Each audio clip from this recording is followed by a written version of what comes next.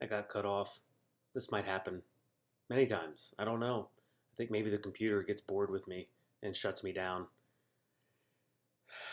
Can you blame the computer? Anyway, why do I have these lectures on video? This is called Flipping the Classroom. I started about halfway through my teaching career when I realized I would be rambling about something and there would be a student who was absent, or there would be students who were sleeping and or just not paying attention, whatever, called out of class for whatever reason. This is back when I was teaching high school.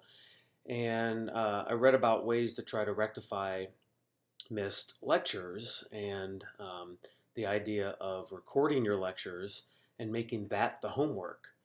And then when students come to class, then they have heard the information and now they can apply it in class while you're there. So, which makes much more sense than giving the lecture in class and then having students try to apply it at home when there's no one there to help them if they're confused. So I'll do this occasionally throughout the semester. Um, so it helps here. So the main reasons why it helps: number one, if you miss a class, which happens, you still get the lecture. So you don't have to try to get notes from somebody, or if you don't get notes from somebody, you've just missed the whole thing. Number two, it allows you to rewind or reverse if you miss something, you're just not paying attention, which I don't blame you. Then you can go back and get that information. And then the third one, it allows you to go at your own pace. If you need a break, and you'll probably need breaks, you just pause me or shut the laptop and go party like a rock star, and then come back when you can deal with it. So it makes it more convenient for you. Okay, so know that these video lectures, I'm going to, especially in the first three chapters, which are kind of the foundational chapters, I'm condensing those. I used to lecture for 3 classes worth about these chapters, and I'm doing it now via video, which will consolidate those 3 lectures into these videos that will then free up our class time for other things. And I did this because students were requesting more time at the end of the semester to work on their papers. So I thought this was a good way of doing that and getting more class time for you. And Scout just came in. Scout the dog. Where are you, Scout? There you are. Scout, look up here. Hey, can you say hi? That's Scout. She's 3, and she probably will bark at some point. She barks at nothing. There'll be nothing out there, but she barks a lot. Anyway. Okay, so as I said in Canvas, the beginning of this course focuses, the beginning of the chapters of this book focus on just the foundation of journalism. So when you leave in December, you at the very least get a better picture of what journalism is, what it's, how it changed, the major issues, good and bad, with journalism these days. So that's what this first part of the course does. When it comes to the textbook reading, I'm hoping you can look at the textbook as a chance to be curious, as a want to instead of have to. If you remember on Wednesday, I said that to be successful, you need to have ability and you need to be motivated. And then the third thing is you need to have the right attitude. That document, by the way, is in files in Canvas if you want a copy of it, on why you succeed. So when it comes to attitude about this, reading these chapters or watching these videos or anything we do in here, anything you do in any class, in anything, can you look at what you're doing as an opportunity instead of a burden? And if you can, you'll be amazed with that simple switch of I get to do this instead of I have to do this. That language is subtle but incredibly important. That opportunity versus burden can change everything in how you approach all that you do. Speaking of positive phrasing, you'll get to show off all of your knowledge and understanding from this video and your reading on Wednesday. You'll have a 25-point quiz over Chapter 1, this video that I'm going to talk through today, and any of the readings that you've done so far. So that's coming up first thing on Monday, or on Wednesday, I'm sorry, first thing in class. All the quizzes will be on Canvas, so please bring your laptop. What will happen is at the beginning of class, that assignment will appear on Canvas, and you'll take your quiz on the computer.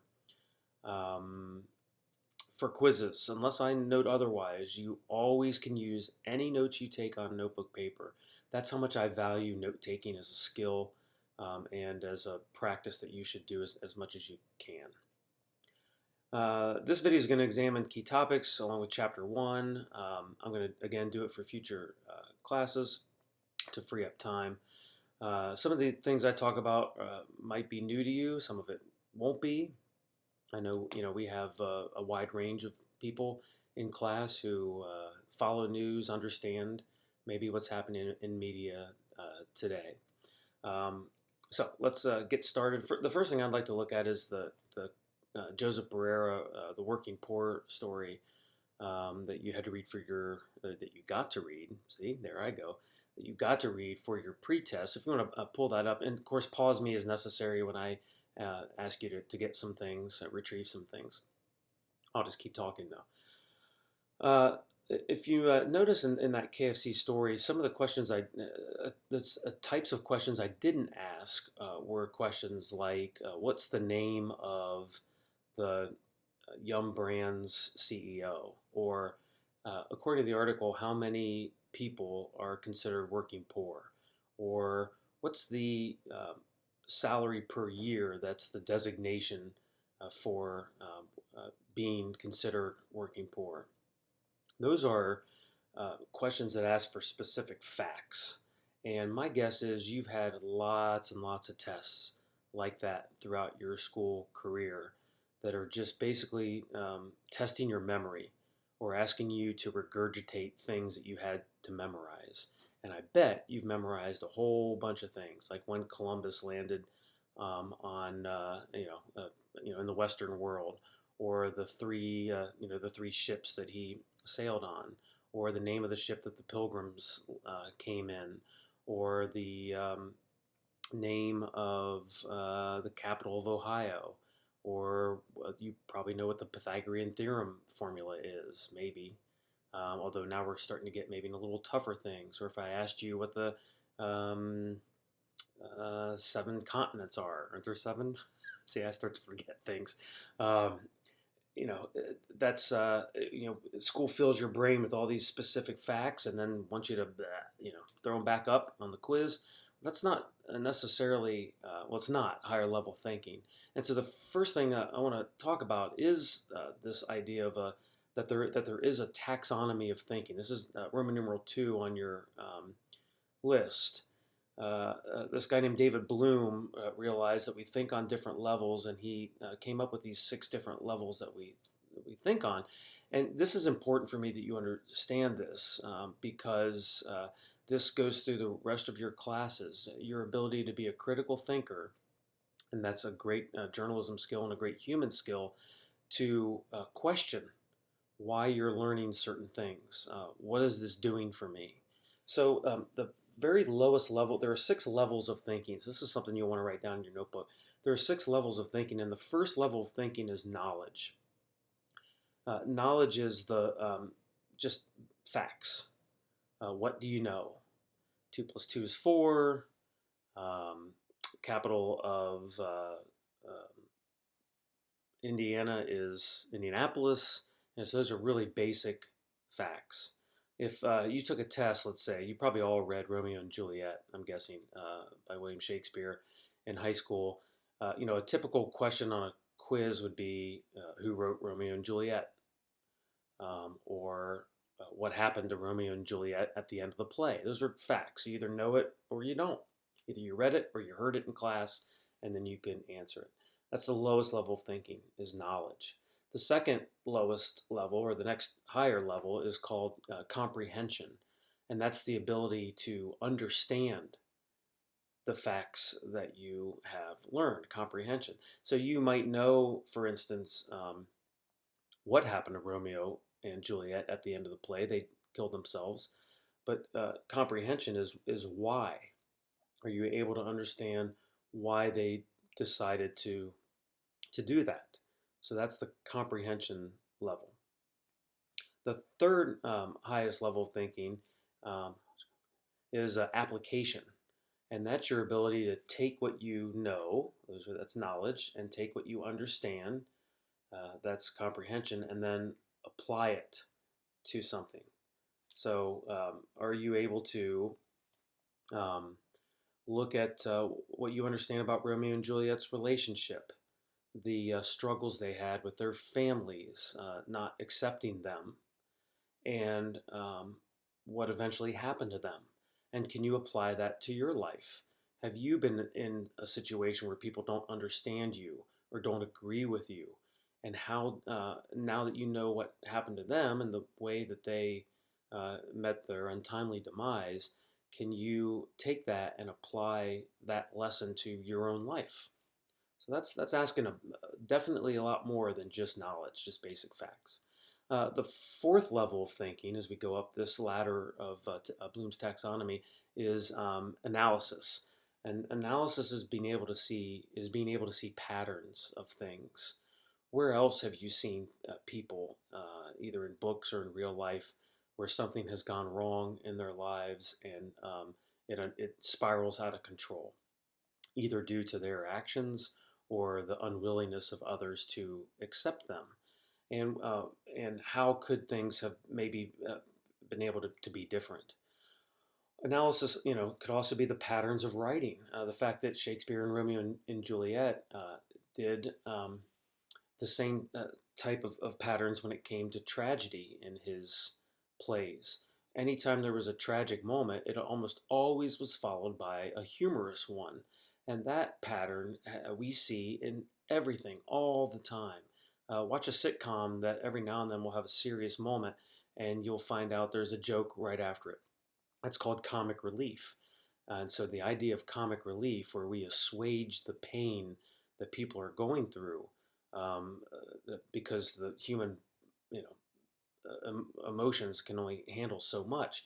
So he does that in Macbeth. Shakespeare does when the king is murdered, which would be in Elizabethan times, a serious emotional moment for the audience, where the king has been killed. And he follows it up with this very next act is a drunk guy who talks about being drunk and peeing and all these other things to make the crowd laugh and relieve that tension and pain that they're going through. So that's an analysis level. Next, the second highest level of thinking you can do is called synthesis, Synthesis. And synthesis just means combining ideas, taking something from over here and something from over here, and you create um, something new. We see that in Romeo and Juliet with Shakespeare, where Baz Luhrmann, who is a director, created a more modern version of Romeo and Juliet with Leo DiCaprio and Claire Danes. They did actually like a futuristic LA version of Romeo and Juliet, with guns instead of knives and cars instead of horses. West Side Story is lots of snapping. It's the Jets and the Sharks. That's a musical version of Romeo and Juliet. So it's a fertile, being able to take different genres or settings with another idea. The highest level of thinking that you can do, that I can do, that Einstein, anybody can do, is evaluation. Evaluation is the highest level that you can do, and that is judging the worth of something, deciding whether something is fair or good or bad. That's evaluation, and that's the highest level of thinking. So there you go: knowledge, comprehension, application, analysis, synthesis, and evaluation. So imagine if if you read Romeo and Juliet and you took a test on it. How many of you took a test on that play or any other book where it was all multiple choice, like 150 multiple choice questions on that test? And then look at these levels and tell me how high on the list could you go in a multiple choice test? Could you ask a knowledge level question? Sure, like who's Mercutio? Could you ask comprehension level questions in a multiple choice test? Absolutely. Could you ask application level questions on a multiple choice test? Now we're getting to the point where it'd be very difficult to ask those questions because you would need to provide a rationale in your responses. You'd actually need to write out your answers. Certainly, by the time you get to evaluation, there is no way.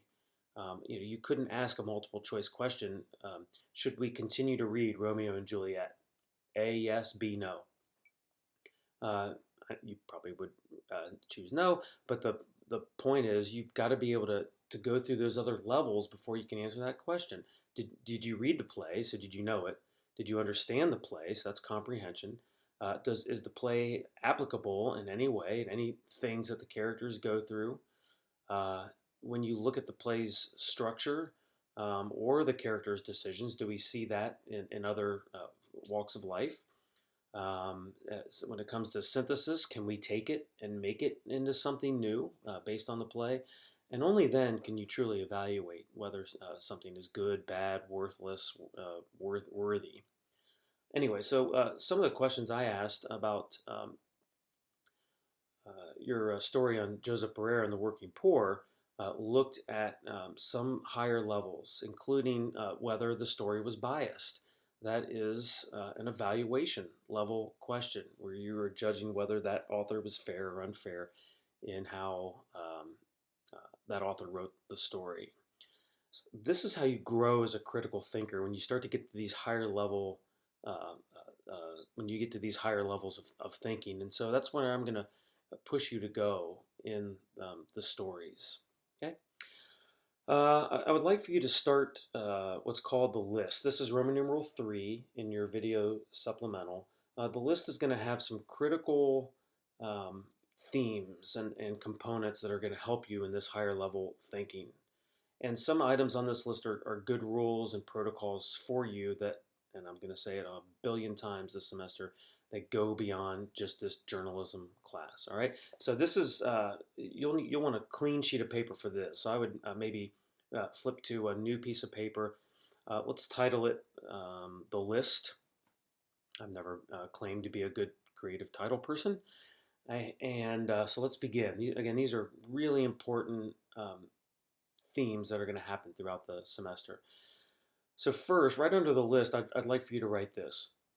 It's not just what you say that matters, but how you say it. It's not just what you say that matters, but how you say it. I'm going to say that a ton this semester too. It's not just what you say that matters, but how you say it. Think about saying the words "Okay, mom." If you if let's say you're living back at home and it's you're back in 6th grade and you're supposed to clean up your room and your mom goes and looks at your room and your mom's like, Sally, I told you clean up your room, please. Now you can say the words "Okay, mom" a couple different ways. You can say "Okay, mom" that way or "Okay, mom" that way. One way is gonna make your mom happy, one way not so much. So same words, what you said, but how you said it differed. So much of what we are going to do in here will look at not only what you write, but how you write it. The first item on your list, so this is number 1 under the list, is the following. The lead is everything. Remember, the lead is the beginning of the story. I spell lead, L-E-D-E, instead of L-E-A-D. You can spell it L-E-A-D if you want. I'll get to why I spell it L-E-D-E later. But that's number 1 on the list. The lead is everything. Nothing is more important than the lead. You've heard the saying, you never get a second chance to make a first impression. Same goes for your writing. When it comes to this class, you might have conducted great interviews. You gathered all these cogent statistics. You've written an ending that will make the most unemotional person weep. Doesn't matter if your lead sucks. If your lead sucks, nobody's going to continue reading what you have to say. The lead is everything. We live in a swipe left or swipe right world. Our attention spans are puny, and so there's always something else for us to do. So if the lead doesn't work, readers will move on, and they will move on quickly. We talked about the lead with the Kentucky Fried Chicken story that the author started with Joseph Barrera. Author didn't start with a generalization like there are many working poor people in this country and it's a problem. That's not a good lead. The author thought, you know what, I'm going to start with the story of a human being because I think most readers will care about a particular person more than they'll care about a general statement or facts. So that's number one. The lead is everything. We're going to be so every time you read a story, every time you read a story in this class, don't read to memorize. Read and think, okay, why did the author start this way? And was it effective? And that's evaluation level of thinking. Is this an effective lead? Yes or no? Number two on the list, avoid the phrases I think, I feel, I believe, in my opinion, to me, personally, any aunts, uncles, cousins of those phrases, get them out of your speaking. No more. Should you ever, ever, ever start your opinion with, well, I feel, or I believe, or personally I feel, though, no, no, those got to go. Those are weak phrases, they're crutches. They couch your opinion in this soft way, almost to say to people without saying it, I might be wrong, or and I know that I don't want to offend. You got to get them out of your language. Same things with so that has to go. And I know we all have these little verbal peccadillos. Maybe you say like a lot or a lot. That's usually my bad thing because you want to fill up the dead air with words. Work on it. The I think, I feel, the personally, in my opinion, those have to go because when they go, then your writing or your speaking becomes so much stronger. Do an experiment. Watch any sports show. Watch any commentation, any commentating show. Maybe political show or whatever, and you will never, almost never, hear any of those people say "I think" or "I feel" or "personally."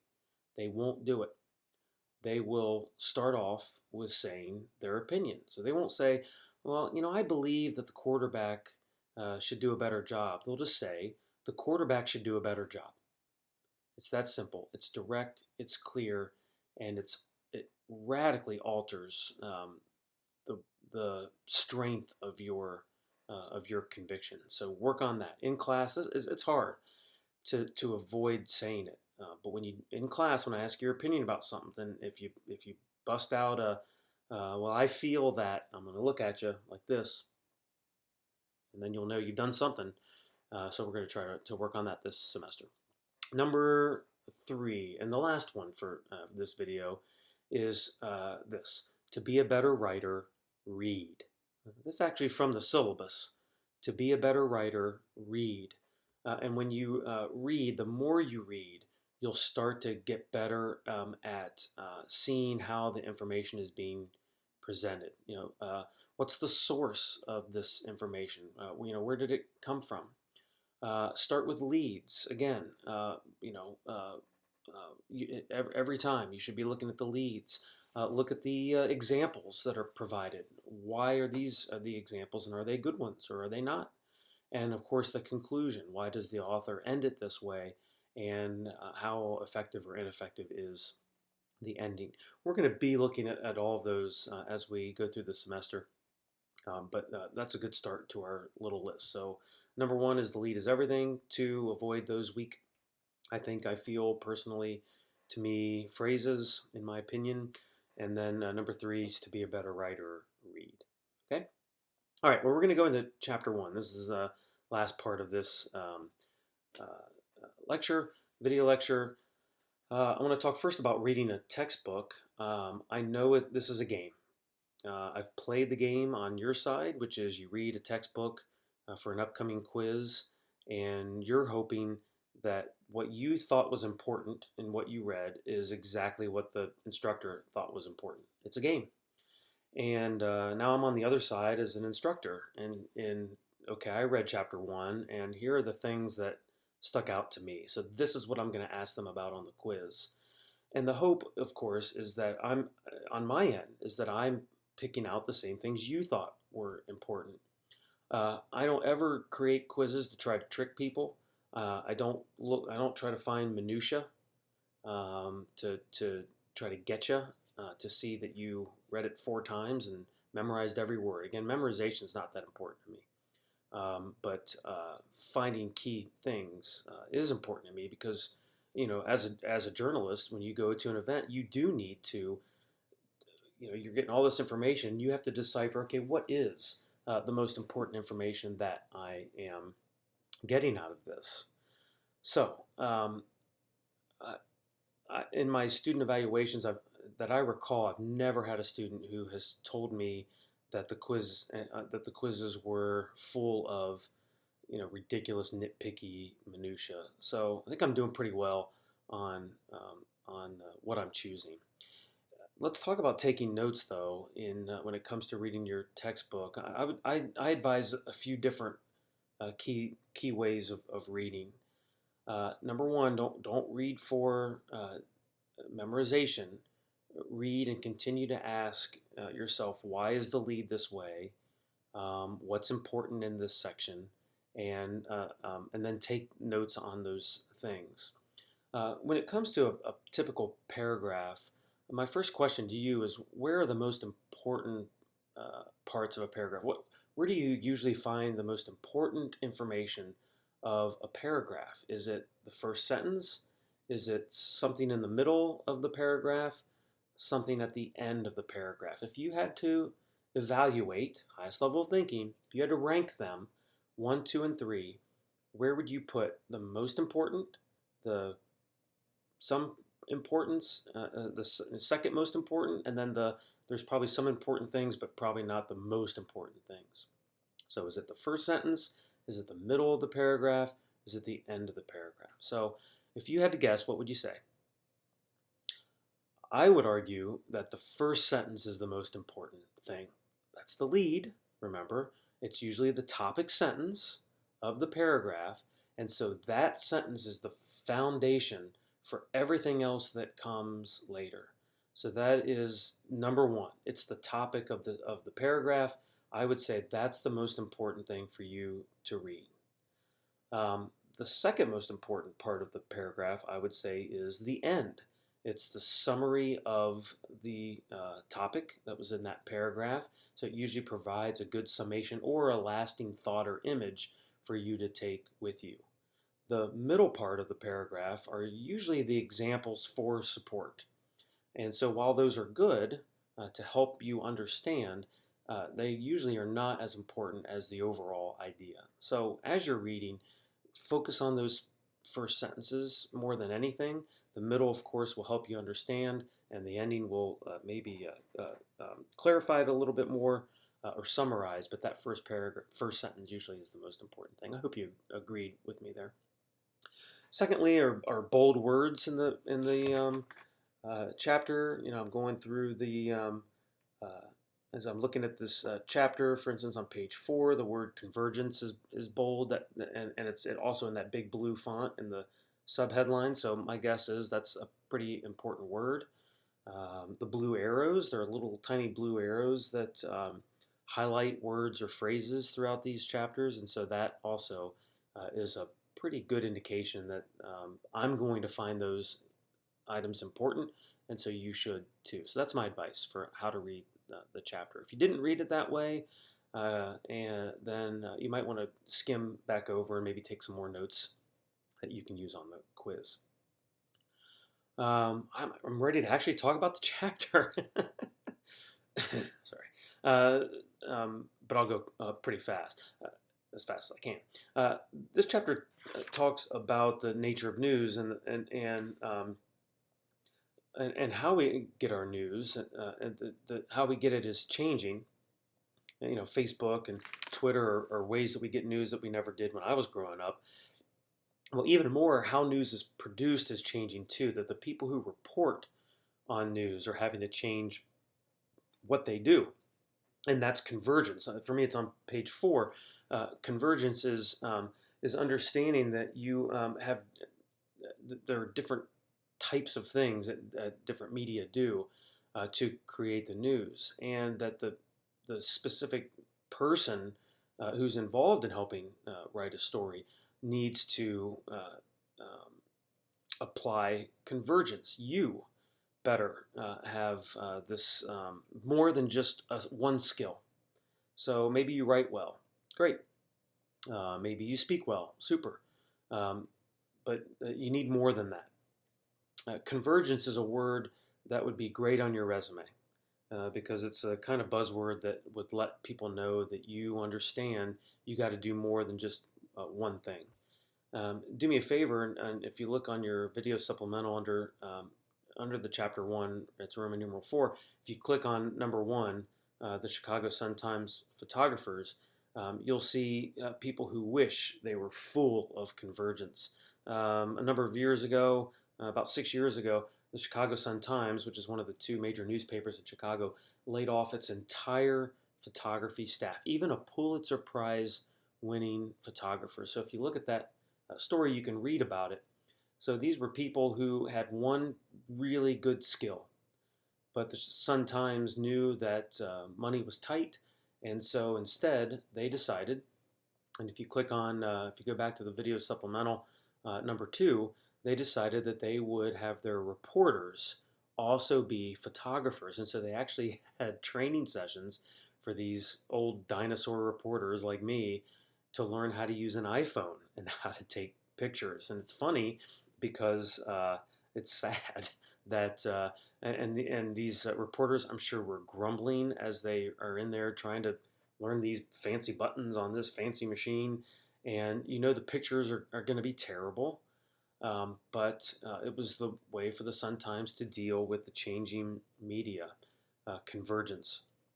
By the way, this is why you, way more than I am, are more sought after by news media. I am a dinosaur, and so your types of skills and your number of skills are way higher than I am. I might be better, maybe, right now at writing, for instance, maybe than you are, but I guarantee you're better with technology. You're better with social media. I'm sure you're better with having a phone and taking pictures or video with that phone. And so you are much more heavily sought out for a job in most news organizations than somebody like me. Oh, and also you're cheap.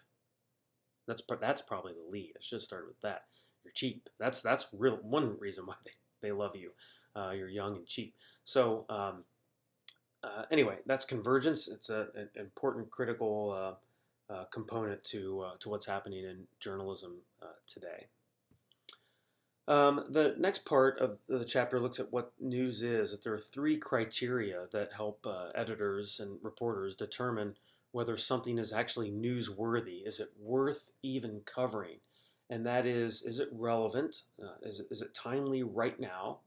Is it useful? Is there some use? Is this information going to help people apply it in their lives, for instance, or understand things better? And the third thing, is it interesting? Is there some sort of value that people are actually going to find it interesting to read the story? So is it relevant?